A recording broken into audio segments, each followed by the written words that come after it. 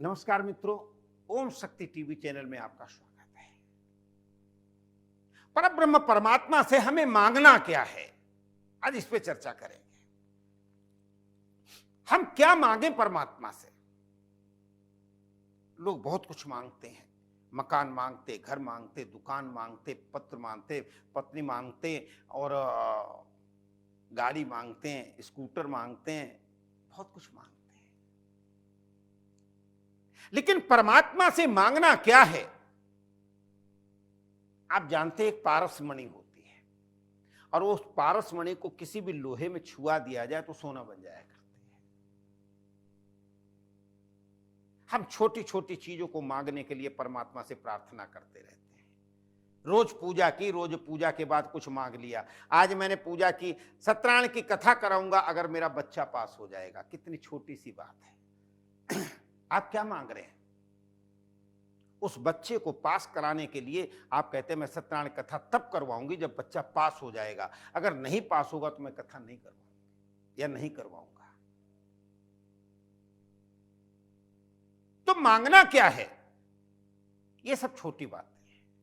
उस परमात्मा से अगर मिल जाए ना, उस परमात्मा से अगर कुछ मांगना है तो पूजा करने के बाद में उसे ब्लैकमेल मत करो कि हम पूजा कर रहे हैं, हम प्रसाद चढ़ा रहे हैं तो मुझे ये दे देना। नहीं, हाथ जोड़ करके केवल प्रार्थना करो और कुछ नहीं करना है। हाथ जोड़ करके केवल प्रार्थना करनी है। अब सौंप दिया इस जीवन का सब भार तुम्हारे हाथों में है, जीत तुम्हारे हाथों में और हार तुम्हारे हाथों में। जीत और हार सब कुछ आपके हाथों में है, मेरे पास कुछ नहीं। आप पिता से कुछ मांगते हैं ना, दिवाली आती है ना, बच्चों को नए कपड़े लाना है, पिता को पता होता है कि मिठाई भी लानी है, पटाखे भी लाने हैं और मिठाई भी लानी है और नए कपड़े भी बनवाने हैं।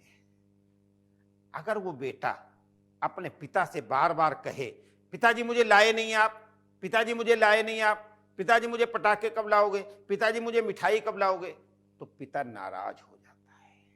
क्योंकि पिता को अपनी जेब भी देखनी है, समय भी देखना है। ये परब्रह्म परमात्मा से हम रोज मांगते, गाड़ी दे दो, घोड़ा दे दो, पुत्र दे दो, पुत्री दे दो, मकान दे दो, दुकान दे दो। आप क्या समझते हैं वो नाराज नहीं होगा क्या? कुछ नहीं मांगना है। अब कछु नाथ न चाहिए मोरे, अरे दीन दयाल अनुग्रह तोरे। केवल अनुग्रह। राजी हूं मैं तो उसमें जिसमें तेरी रजा है। दुख देना चाहता है दुख दे दे, सुख देना चाहता है सुख दे दे। राजी हूं मैं तो उसमें जिसमें तेरी रजा है। मुझे कुछ नहीं चाहिए। जब कहोगे कुछ नहीं चाहिए तो सब कुछ मिलेगा। बेटा चुप रहेगा ना, क्योंकि बाप को दर्द है, बाप को पता है त्योहार है, दिवाली है या होली है, रंग लाना है, पिचकारी लानी है, बाप को पता है और बाप अपने काम पूरा करेगा। वो परब्रह्म परमात्मा परमेश्वर को पता है कि हमें अपने पुत्र को क्या देना है, क्योंकि यहां पे लिख दिया है भाग्य में लिखा हुआ क्या क्या मिलेगा। एक एक छोटी छोटी बात लिखी हुई है। तुम्हारे कर्म जैसे हैं, अगर कर्म करते रहोगे तुम्हें सब कुछ मिलेगा, लेकिन कर्म की जगह सदकर्म करना है, सदकर्म करना है। अब कर्म नहीं करना है, फल मिलेगा।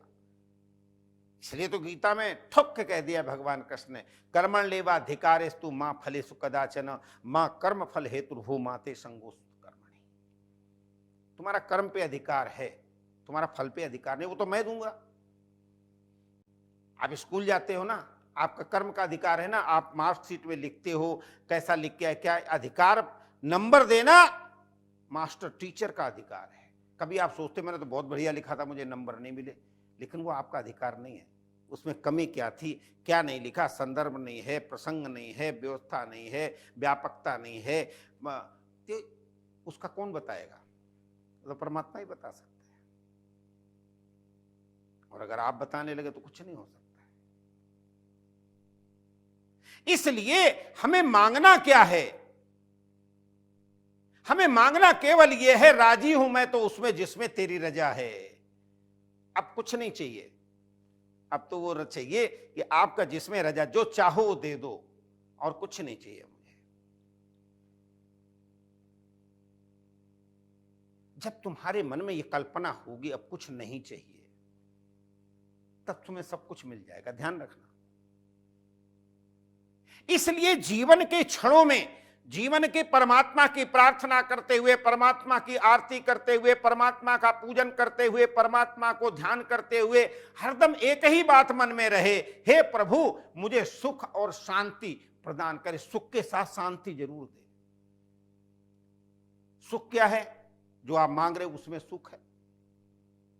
और सुख क्या है? मैं तो आपको बार बार बताता रहता हूं, अब जो सुख मिलता राम भजन में, सो सुख नाही अमीरी में। अरे मन लागो मेरो यार फकीरी में। हमारा मन कहां लग गया? फकीरी में। तो तुम खुद कहोगे अब कुछ नहीं चाहिए, आपका छुनाथ न चाहिए मोरे, अनुग्रह दे दो मुझे केवल। जब परमात्मा मेरे साथ आ जाएगा ना, तो तुम्हें किसी चीज कमी नहीं रहेगी। तुम्हारा मित्र अगर बहुत अच्छा मित्र है और वो बहुत पैसे वाला है, तो तुम्हारे पास कमी नहीं रहेगी, क्योंकि उसके मन में आएगा कि मैं अपने मित्र की भी दशा सुधारूं। तो भगवान को यही लगता है, पर ब्रह्म परमात्मा परमेश्वर तुम्हें सब कुछ देने के लिए तैयार खड़ा हुआ है, लेकिन हम बार बार मांग करके उसको नाराज करते हैं। इसलिए परमात्मा से जब भी कुछ मांगो तो केवल हे प्रभु सबको दे, सबका भंडार भर, और फिर मेरी भी ध्यान रखना प्रभु, बस कुछ नहीं। हमारा ध्यान रखना। नानक नाम चढ़दी कला, तेरे भाणे सर्वदा भला। कहते हैं ना, नाम खुमारी नानका चढ़ी रहे दिन रात। वो खुमारी दिमाग में रहे और कुछ न रहे, और तब आपके मुंह से खुद ही कुछ मांगने के लिए नहीं निकलेगा, क्योंकि तब तो सब कुछ तुम्हारे सामने होगा। क्योंकि सुख और दुख दोनों पहलू हैं, दिन और रात, लाभ और हानि, जीवन और मरण, सुख और दुख। जब दुख आए तो समझ लेना सुख दरवाजे के बाहर खड़ा हुआ है, और जब दुख आए तो समझ लेना सुख दरवाजे के बाहर खड़ा हुआ है, और जब सुख आए तो समझ लेना दुख दरवाजे के बाहर खड़ा हुआ है। इसलिए पर ब्रह्म परमात्मा से जब भी मांगने का मौका मिले, जब भी मांगने का अवसर मिले, जब भी कुछ करने का अवसर मिले, तो परम ब्रह्म परमात्मा को प्रणाम करते हुए, संपत्ति सब रघुपति कर आही। ये संपत्ति तो सब परमात्मा की है। जब मिल जाए ना तो ये भाव होना चाहिए, और नहीं मिले तो राजी हूं मैं तो उसमें जिसमें तेरी रजा है। अगर ऐसी प्रार्थना करेंगे तो हमें निश्चित रूप से मांगना आ जाएगा। इसलिए परब्रह्म परमात्मा परमेश्वर के सामने खड़े होकर के, मंदिर में खड़े होके, पूजन में बैठ करके, हाथ जोड़ करके, प्रभु आपकी मर्जी है, अगर देना है तो दे दो, नहीं देना है तो आपकी मर्जी। धन्यवाद, नमस्कार।